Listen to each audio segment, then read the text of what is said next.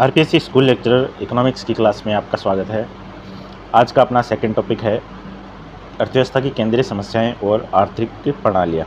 तो पहले हम आर्थिक प्रणालियों को पढ़ेंगे, क्योंकि जो केंद्रीय समस्याएं हैं उनका हल हम इन अर्थव्यवस्थाओं में देखेंगे। तो देखिए, आर्थिक प्रणाली ऐसी संस्थाओं का ढांचा है जिसके द्वारा समाज की समस्त आर्थिक क्रियाओं का संचालन किया जा सकता है। यानी कि जो कोई भी देश है उसमें जो जैसी आर्थिक क्रियाएं होती हैं उन क्रियाओं के हिसाब से अर्थव्यवस्थाओं को अलग अलग रूप में बांटा गया है। जिसमें पहली है पूंजीवादी अर्थव्यवस्था, दूसरी है समाजवादी अर्थव्यवस्था और तीसरी है मिश्रित अर्थव्यवस्था। अब हम देखते हैं इनको डिटेल से।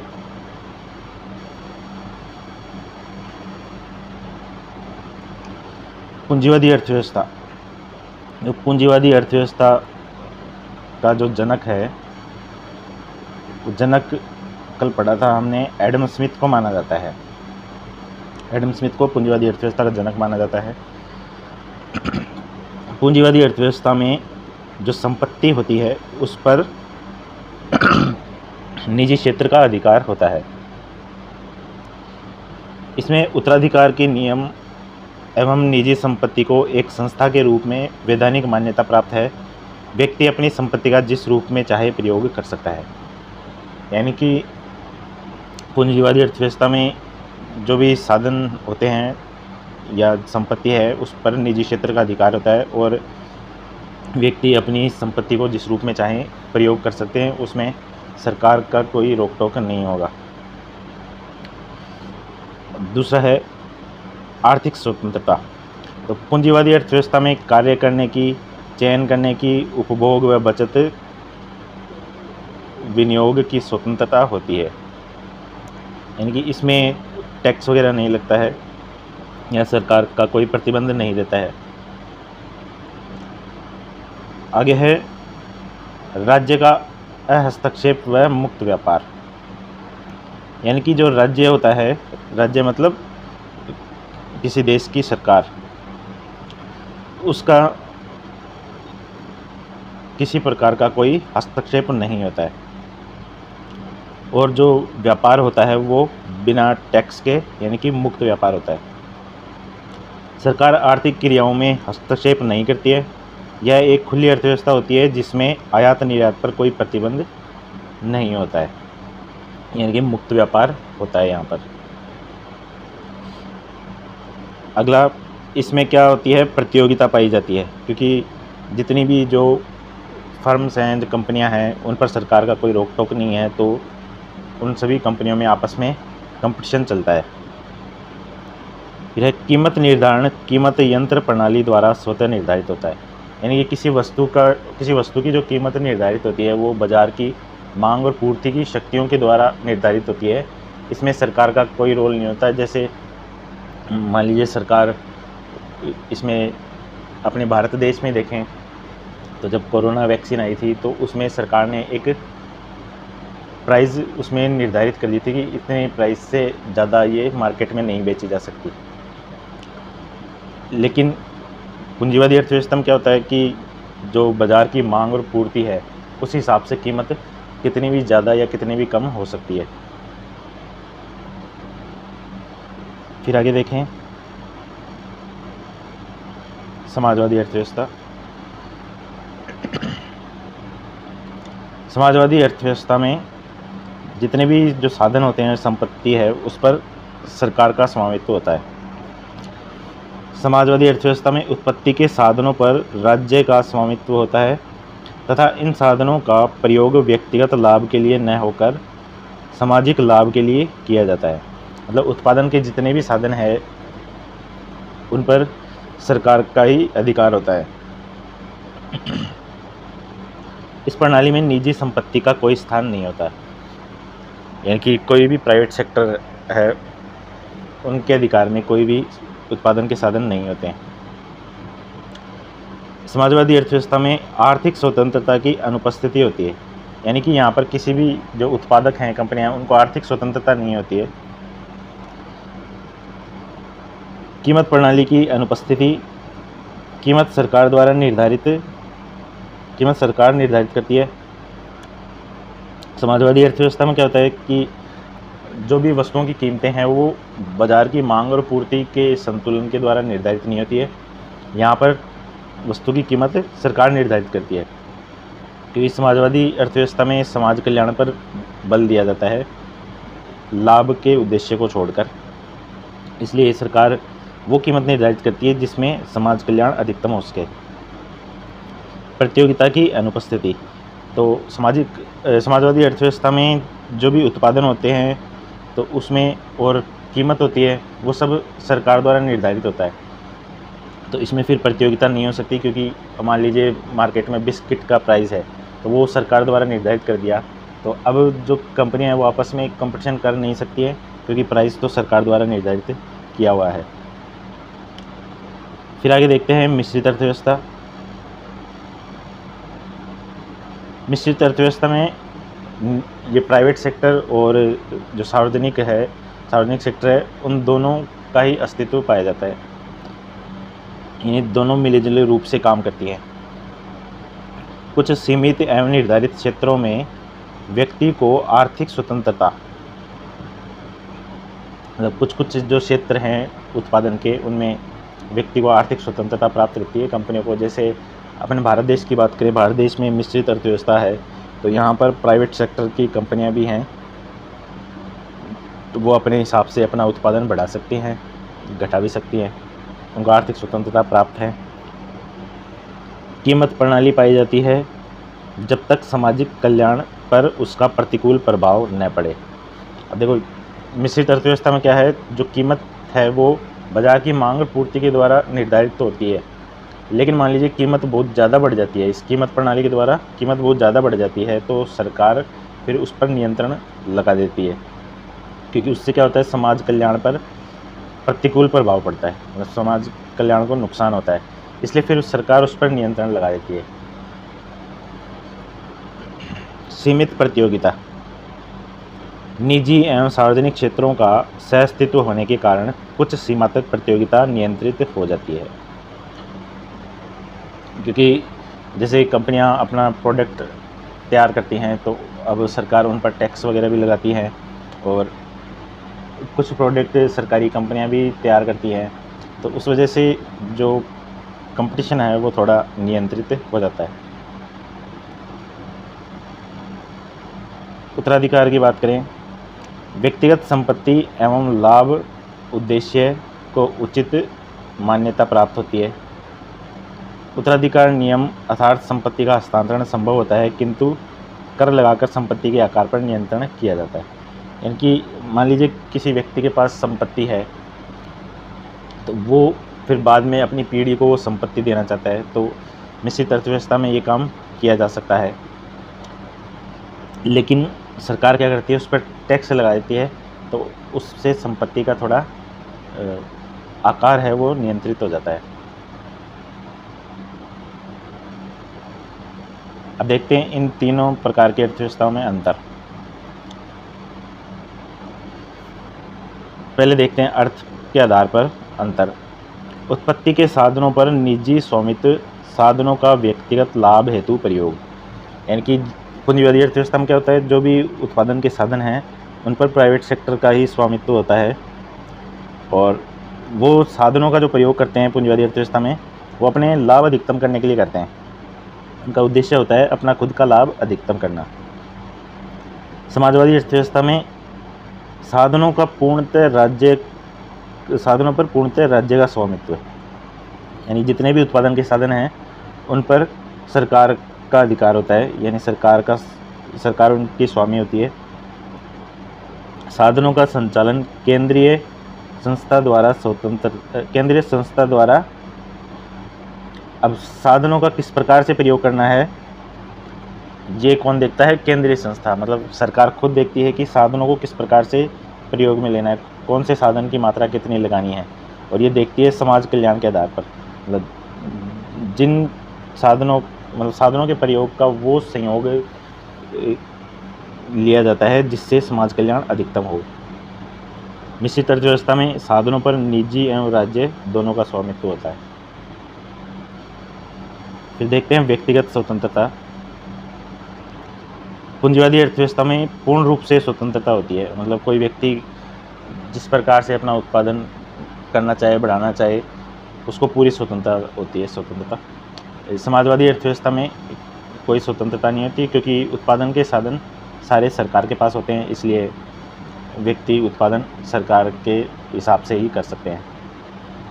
मिश्रित अर्थव्यवस्था में व्यक्तिगत स्वतंत्रता को महत्व, परंतु स्वतंत्रता का सीमित आकार, यानी कि जो मिश्रित अर्थव्यवस्था में उसमें व्यक्तियों को स्वतंत्रता तो प्राप्त है, मतलब अपना उत्पादन या कोई भी कंपनियां वगैरह खोलने का, लेकिन वो थोड़ा सीमित है। स्वतंत्रता थोड़ी सीमित है, क्योंकि उस पर सरकार के बहुत सारे नियमों का पालन करना पड़ता है इसमें। फिर एक केंद्रीय नियोजन, यानी कि सरकार जो नियोजन करती है। तो पूंजीवादी अर्थव्यवस्था में कोई नियोजन नहीं है कि इसमें सरकार के कोई नियम नहीं होते जो कंपनियों को पालन करना पड़े। इसमें केंद्रीय नियोजन पूर्ण रूप से उपस्थित है, यानी कि जो भी उत्पादन वगैरह होता है वो सरकार के नियोजन के आधार पर या सरकार के नियमों के आधार पर ही होता है। अब इसमें मिश्रित अर्थव्यवस्था में केंद्रीय नियोजन उपस्थित तो होता है, लेकिन पूर्ण रूप से नहीं होता। मतलब इसमें जो सरकार है वो नियोजन तो करती है, मतलब नियम वगैरह तो बनाती है, और कंपनियों को उनका पालन करना होता है, और कुछ सुझाव भी देती है कंपनियों को सरकार। जो कंपनियां माने या न माने वो उनकी मर्जी होती है। फिर आगे है प्रतियोगिता। पूंजीवादी अर्थव्यवस्था में प्रतियोगिता पाई जाती है, और इसमें समाजवादी अर्थव्यवस्था में प्रतियोगिता नहीं पाई जाती। मिश्रित अर्थव्यवस्था में प्रतियोगिता पाई तो जाती है, लेकिन कुछ हद तक नियंत्रित रहती है। मतलब जो कंपनी आपस में कंपटीशन करती हैं तो वो अपने मन मर्जी के हिसाब से कीमतों को चेंज नहीं कर सकती है ज़्यादा, जहाँ तक समाज कल्याण को नुकसान न हो। अगर समाज कल्याण को नुकसान होता है तो सरकार उनको नियंत्रित कर देती है। संचालन पूंजीवादी अर्थव्यवस्था में स्वयं संचालित अर्थव्यवस्था है, मतलब यहाँ पर किसी का प्रतिबंध नहीं होता है। कोई भी कीमत निर्धारित होती है वो बाजार की मांग पूर्ति की शक्तियों पर आधारित होती है। साधनों का जैसे प्रयोग करना होता है वो निजी क्षेत्र उस हिसाब से प्रयोग कर सकते हैं। तो ये अपने आप संचालित अर्थव्यवस्था है। समाजवादी अर्थव्यवस्था में जो संचालन है वो सरकार के अंडर में होता है, मतलब यहाँ साधनों पर सरकार का नियंत्रण है, तो संचालन भी सरकार के हाथ में है। मिश्रित अर्थव्यवस्था में संचालन थोड़ा बहुत तो अर्थव्यवस्था स्वयं भी संचालित होती है, और कुछ सरकार के नियंत्रण में भी संचालन होता है। फिर देखते हैं पूंजीवादी अर्थव्यवस्था में उद्देश्य क्या है उत्पादकों का। यहाँ पर उत्पादन का उद्देश्य क्या है? लाभ कमाना, यानी कि लाभ को ही सर्वोपरि माना जाता है। मिश्रित अर्थव्यवस्था में समाज कल्याण का उद्देश्य है, मतलब उत्पादन करते हैं, कौन सा उत्पादन करना है, कितनी कीमत रखनी है, साधनों का प्रयोग कैसे करना है, वो सब समाज कल्याण के आधार पर निर्धारित होगा। मिश्रित अर्थव्यवस्था में लाभ का उद्देश्य भी होता है, लेकिन समाज कल्याण के साथ साथ, यानी कि जो उत्पादक हैं वो लाभ भी कमा सकते हैं, लेकिन उससे समाज कल्याण को कोई हानि नहीं होनी चाहिए। फिर आगे है वर्ग संघर्ष। तो पूंजीवादी अर्थव्यवस्था में तो सरकार का कोई रोल है नहीं, तो यहाँ पर तो गरीब गरीब होता है और अमीर होता जाता है, तो इसलिए यहाँ पर आर्थिक असमानताएं काफ़ी होती है, और इसलिए वर्ग संघर्ष होता है अमीरों और गरीबों के बीच में। समाजवादी अर्थव्यवस्था में आर्थिक समानता होने के कारण वर्ग संघर्ष नहीं होता है, क्योंकि समाजवादी अर्थव्यवस्था में सब कुछ सरकार के नियंत्रण में है, तो सरकार आर्थिक असमानता नहीं होने देती। जैसे जो बहुत अमीर हैं उन पर बहुत अधिक टैक्स लगा दिया जाता है, गरीबों को अनुदान या सहायता प्रदान करके उनकी भी इनकम बढ़ा दी जाती है। मिश्रित अर्थव्यवस्था में आर्थिक असमानताएं तो पाई जाती हैं, लेकिन वो नियंत्रित रहती हैं, बहुत ज़्यादा असमानताएं नहीं रहती है पूंजीवादी अर्थव्यवस्था की तरह। ठीक है, ये होगी अपनी आर्थिक प्रणालियाँ। अब देखते हैं अपन अर्थव्यवस्था की केंद्रीय समस्याएं। देखो, अर्थव्यवस्था की केंद्रीय समस्याएं क्यों उत्पन्न होती हैं? क्योंकि अपने पास सीमित साधन हैं और अपनी आवश्यकताएं असीमित हैं। उसके कारण क्या होता है कि अर्थव्यवस्था को कई आर्थिक समस्याओं का सामना करना पड़ता है। अब देखिए आर्थिक समस्याएं क्यों उत्पन्न होती हैं। पहले हम देखें मांग पक्ष के आधार पर। तो व्यक्ति हैं, उनके असीमित आवश्यकताएं होती हैं और उन असीमित आवश्यकताओं की तीव्रता में भी अंतर होता है कि भाई कोई सी आवश्यकता ज़्यादा ज़रूरी है, कोई सी आवश्यकता थोड़ी कम ज़रूरी है, इसलिए उनकी तीव्रता में अंतर है। अब हमें क्या करना है कि उन आवश्यकताओं को पूरा करने के लिए प्राथमिकता का चयन करना है कि भाई कौन सी आवश्यकता को पहले पूरा करें, क्योंकि अपने पास जो साधन है वो तो सीमित हैं। तो अब हम सभी आवश्यकताओं को तो पूरा कर नहीं सकते, तो हम कौन सी आवश्यकताओं को पूरा करें, इसके लिए अपने पास क्या जाता है, चुनाव की समस्या उत्पन्न हो जाती है या चयन की समस्या। और उस समस्या से ही आर्थिक समस्याओं का उदय होता है। फिर पूर्ति पक्ष की तरफ देखें तो जो उत्पादक होते हैं उनके पास सीमित साधन होते हैं और उन साधनों का वैकल्पिक प्रयोग होता है। मतलब एक ही साधन कई तरह के उत्पादन में काम में आ सकता है। जैसे श्रम है, श्रम को हम कपड़ा उत्पादन में भी लगा सकते हैं और सीमेंट फैक्ट्री में भी लगा सकते हैं, खेतों में भी लगा सकते हैं, अलग अलग प्रयोग में ले सकते हैं। जैसे बिजली है, बिजली का उपयोग लगभग सभी काम में, सभी उत्पादन में काम आता है। साधनों का कुशलतम प्रयोग। अब ये जो साधन है, सीमित साधन, इनके बहुत सारे उपयोग हैं। तो अब उत्पादक को क्या करना है कि उनका चयन इस प्रकार से करना है, साधनों का चयन, कि कुशलतम प्रयोग हो, साधनों का कुशलतम प्रयोग हो, ये साधनों का नुकसान ना हो। तो इस वजह से क्या होता है, एक चुनाव की समस्या उत्पन्न होती है या चयन की समस्या कि भाई कौन से साधन को कितनी मात्रा में लगाएं और किस वस्तु के उत्पादन में लगाएं। तो ये एक चुनाव की समस्या उत्पन्न हुई। इसी से क्या है, आर्थिक समस्या का उदय होता है। तो ये तो कारण हो गए आर्थिक समस्याओं के जन्म होने के। फिर आगे देखते हैं, जो अलग अलग अर्थशास्त्री हैं उन्होंने अलग अलग आर्थिक समस्याएं बताई हैं। जैसे प्रोफेसर होम ने 7 प्रकार की आर्थिक समस्याएं बताई, सैमुएल्सन ने 3 प्रकार की, लेफ्टविच, नाइट और मैकोनेल ने 5 प्रकार की, फर्ग्यूसन क्रेप्स ने 3 प्रकार की आर्थिक समस्याओं का जिक्र किया है। तो पहले हम देखें फर्ग्यूसन व क्रेप्स के अनुसार आर्थिक समस्याएं कौन कौन सी हैं। एक समस्या है, पहली समस्या, किस वस्तु का उत्पादन किया जाए। दूसरी समस्या है, किस तरह उत्पादन किया जाए। और तीसरी समस्या है, उत्पादन को कौन प्राप्त करे। यानी कि वही बात होगी कि क्या उत्पादन किया जाए, कैसे उत्पादन किया जाए और उत्पादन का वितरण किसको किसको किया जाए। फिर आगे देखते हैं प्रोफेसर नाइट लेफ्टविच के अनुसार।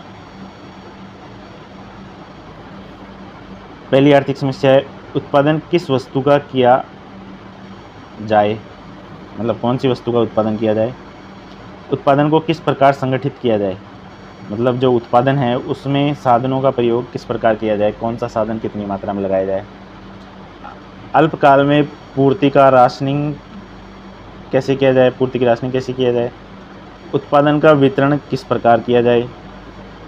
पांचवी है, उत्पादन क्षमता को किस प्रकार स्थिर रखा जाए तथा उत्पादन क्षमता का विकास कैसे हो। ये प्रोफेसर नाइट और लेफ्टविच के अनुसार है। फिर सैमुएल्सन के अनुसार संभावित वस्तुओं व सेवाओं की क्या क्या किस्में कितनी मात्रा में उत्पादित की जाएं। इन वस्तुओं के उत्पादन में आर्थिक साधनों का प्रयोग किस प्रकार किया जाए, उत्पादन किसके लिए किया जाए।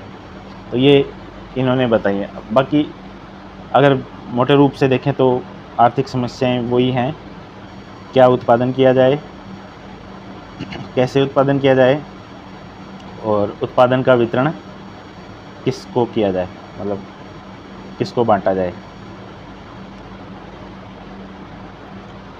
अब इनको हम देखते हैं डिटेल में।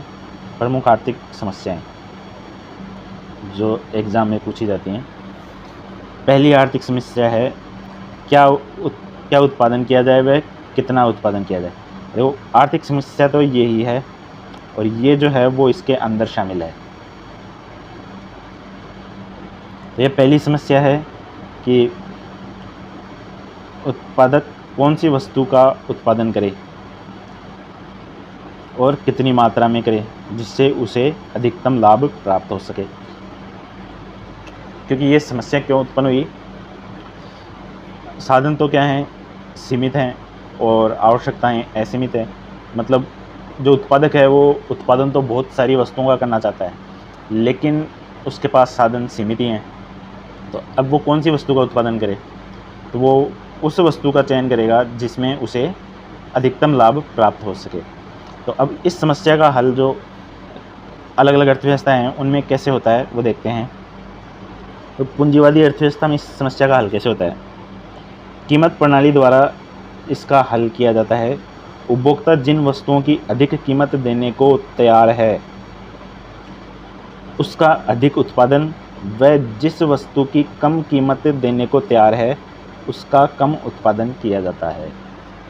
तो पूंजीवादी अर्थव्यवस्था में इसका हल कैसे हुआ कि जो उपभोक्ता होते हैं वो जिस वस्तु की ज़्यादा कीमत देने के लिए तैयार हैं उस वस्तु का तो उत्पादन अधिक होएगा, और जिस वस्तु की कम कीमत देने को तैयार हैं उसका उत्पादन कम किया जाएगा।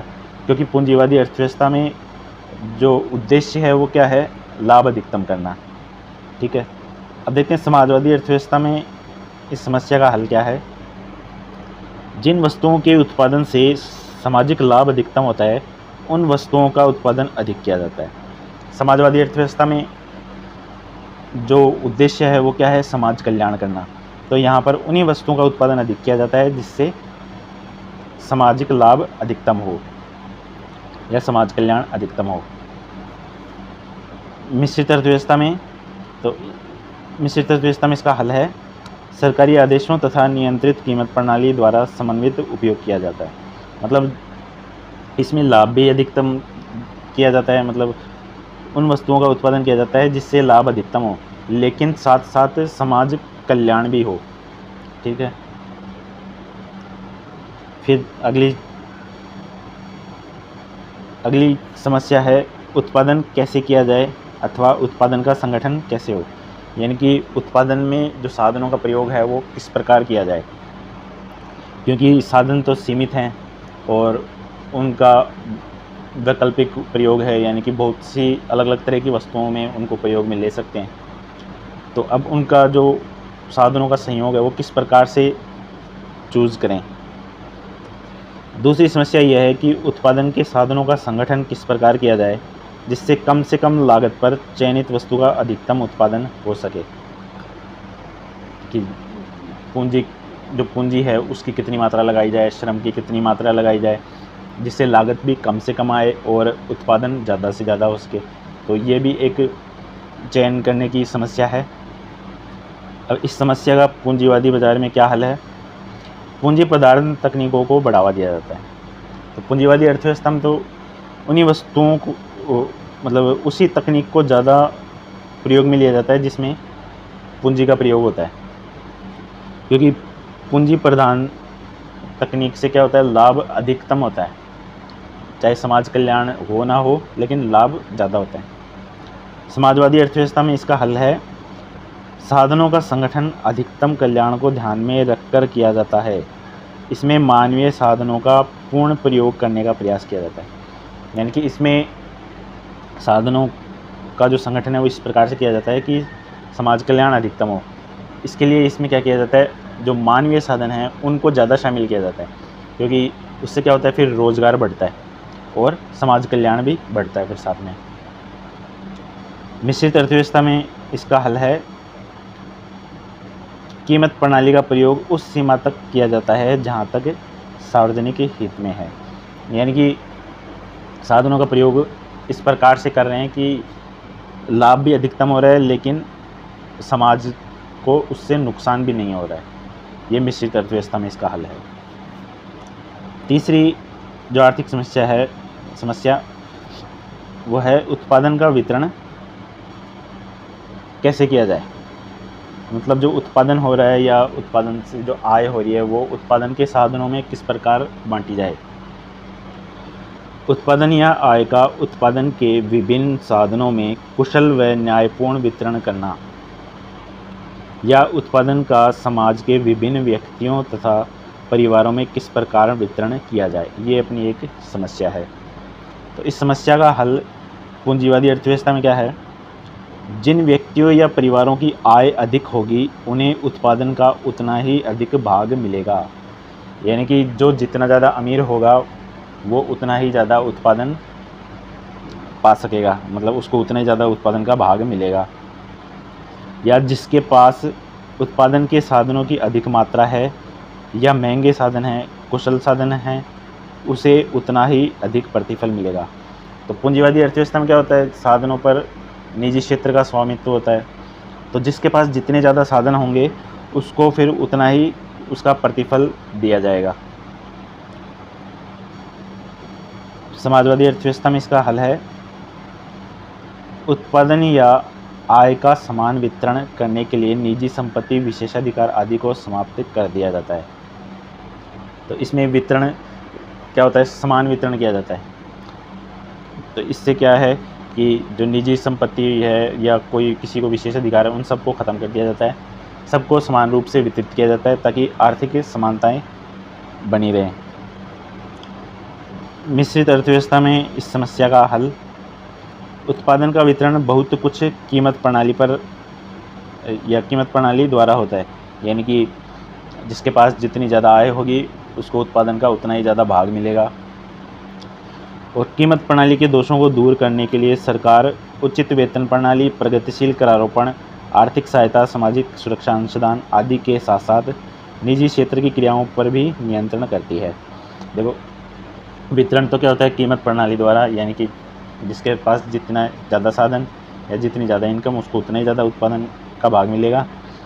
लेकिन सरकार क्या करती है, इस आर्थिक असमानता को दूर करने के लिए जो प्रगतिशील करारोपण का प्रयोग करती है, यानी कि जिसके पास जितनी ज़्यादा इनकम होगी उस पर टैक्स भी उतना ही ज़्यादा लगाया जाएगा। और आर्थिक सहायता देती है, गरीबों को आर्थिक सहायता देती है ताकि उनको भी उत्पादन का भाग मिल सके। और बीमा वगैरह करती है और निजी क्षेत्र पर नियंत्रण भी करती है। तो ये तीन तो होगी मुख्य आर्थिक समस्याएं। अब कुछ और आर्थिक समस्याएं हैं। साधनों का पूर्ण उपयोग या साधनों का पूर्ण रोजगार। मतलब अब जो आर्थिक समस्या एक रोजगार भी है कि देश में रोजगार भी एक आर्थिक समस्या ही है। तो पूंजीवादी अर्थव्यवस्था में तो क्या होता है, निवेश व बचत दर के संतुलन द्वारा इस समस्या का हल होता है। तो अपन पढ़ते हैं जो क्लासिकल एम्प्लॉयमेंट या क्लासिकल जो आय रोजगार का सिद्धांत है, उसमें हम देखते हैं कि बचत और निवेश बराबर करके ही रोजगार का निर्धारण होता है। समाजवादी अर्थव्यवस्था में क्या होता है, विनियोग व बचतों पर न छोड़कर राज्य स्वयं नियोजित व्यवस्था से पूर्ण रोजगार उपलब्ध कराता है। यानी कि इसमें सरकार खुद रोजगार उपलब्ध करवाती है लोगों को। मिश्रित अर्थव्यवस्था में सरकार द्वारा कीमत यंत्र को पर्याप्त छूट दी जाती है, अर्थात निवेश व बचत को प्रोत्साहन दिया जाता है। सरकार रोजगार संवर्धन के लिए सार्वजनिक क्षेत्र में आर्थिक नियोजन का सहारा लेती है। मतलब मिश्रित अर्थव्यवस्था में तो क्या है कि अर्थव्यवस्था में जो क्रिया प्रणाली है उसके द्वारा भी रोजगार सृजित होते हैं, साथ ही साथ सरकार खुद भी रोजगार का सृजन करती है। जैसे अपनी महात्मा गांधी या नरेगा जो है नरेगा, उसके द्वारा सरकार रोजगार का सृजन करती है, रोजगार योजना चलाती हैं जो भी। अगली आर्थिक समस्या है आर्थिक अनुरक्षण एवं विकास की समस्या। यानी कि कोई अर्थव्यवस्था विकास करती है तो उस विकास को बनाए रखना भी तो एक समस्या है। इस समस्या का संबंध वर्तमान उत्पादन क्षमता को भविष्य में बनाए रखना तथा उत्पादन क्षमता में वृद्धि करने से है। ठीक है, देखिए अनुरक्षण क्या होता है, जैसे अपने मूल्य ह्रास होता है, डेप्रिसिएशन, वही अनुरक्षण है। मशीनों के निरंतर प्रयोग से उसकी घिसावट, टूट-फूट या समयावधि में नए आविष्कारों से उनके मूल्य में कमी को नई पूँजी नियोजन व्यवस्था से पहले के स्तर पर बनाए रखना। यानी कि जो मशीनें पहले लगाई हुई हैं, उनको निरंतर प्रयोग में लेते रहते हैं, तो उनमें क्या होता है, घिसावट या टूट-फूट आ जाती है, या फिर जो समय बढ़ने के साथ-साथ नए आविष्कार हो जाते हैं, तो वो फिर जो पुरानी मशीनें हैं, वो बेकार हो जाती हैं। तो उनमें क्या करना है,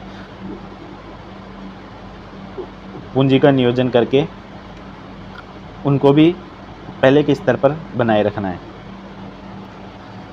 अब देखते हैं ये जो समस्या है, इसका पूंजीवादी अर्थव्यवस्था में क्या सॉल्यूशन है। कीमत प्रणाली द्वारा नवीन आविष्कारों व तकनीक की खोज करना, कुशल साधनों को ऊंचा प्रतिफल देना।